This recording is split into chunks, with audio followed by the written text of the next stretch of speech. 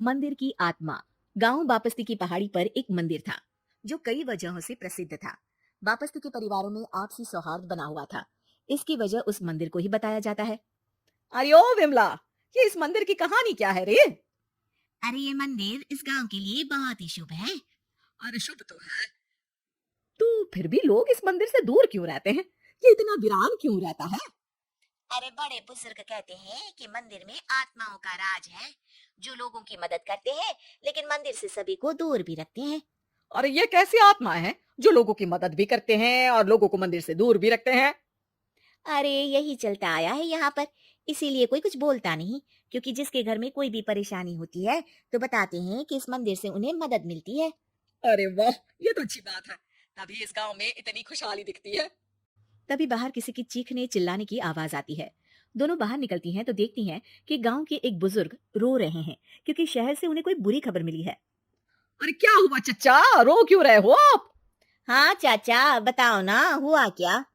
अरे क्या बताऊं बेटे, मेरा बेटा शहर गया हुआ था कमाने, लेकिन आज खबर मिली है कि उसका एक्सीडेंट हो गया। वो अस्पताल में भर्ती है।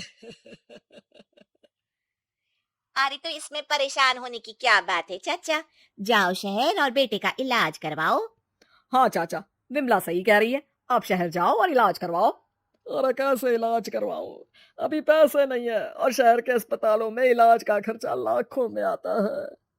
अरे चाचा, भगवान पर भरोसा रखो, कहीं ना कहीं से मदद जरूर मिल जाएगी। बस आज का दिन कैसे भी काट लो। अरे अब तो बेटा थोड़ा समय काटना भी मुश्किल होता जा रहा है। देख कमला, तू ही समझा चाचा को। अरे पैसों का कहीं ना कहीं से इंतजाम तो जरूर हो जाएगा। अरे चच्चा, जब विमला कह रही है तो थोड़ा उस पर भी भरोसा रखो। चलो आपको घर छोड़कर आ जाती हूँ। उसके बाद कमला उन बुजुर्ग को लेकर चली जाती है और विमला मंदिर की ओर चली जाती है। विमला मंदिर की सीढ़ियों पर चढ़ते हुए दूर से नजर आती है। उसके बाद वो आंखों से ओझल हो जाती है। उसी रात उस बुजुर्ग के घर के बाहर एक थैला रखा हुआ मिला।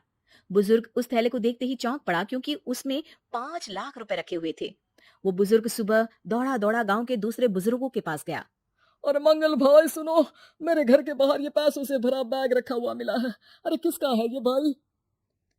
अरे भैया, मुझे क्या पता है। तभी उधर से कमला और विमला निकलती हैं। अरे बेटा सुन तो, देख ये क्या रखा हुआ था मेरे घर के सामने। कमला और विमला हैरानी से देखती है। अरे वाह, देख विमला, तूने कहा था ना कि कोई ना कोई मदद जरूर करेगा। अरे भगवान सबकी मदद करते हैं, ये पैसों की मदद भी भगवान ने ही भेजी है। और क्या, अब चच्चा सोच क्या रहे हो, शहर जाओ और बेटे का इलाज करवाओ। ठीक है बेटियों, जो तुम कहो। चलो निकलता हूँ शहर बेटे का इलाज करवाने के लिए। अरे विमला, एक बात तो बता, ये इन्हें मिले तो कैसे मिले पैसे? अरे मैं ना कहती थी कि ये मंदिर सबकी मुसीबतों में मदद भेजता है। अरे वाकई, बड़ी पुण्य आत्मा है मंदिर में।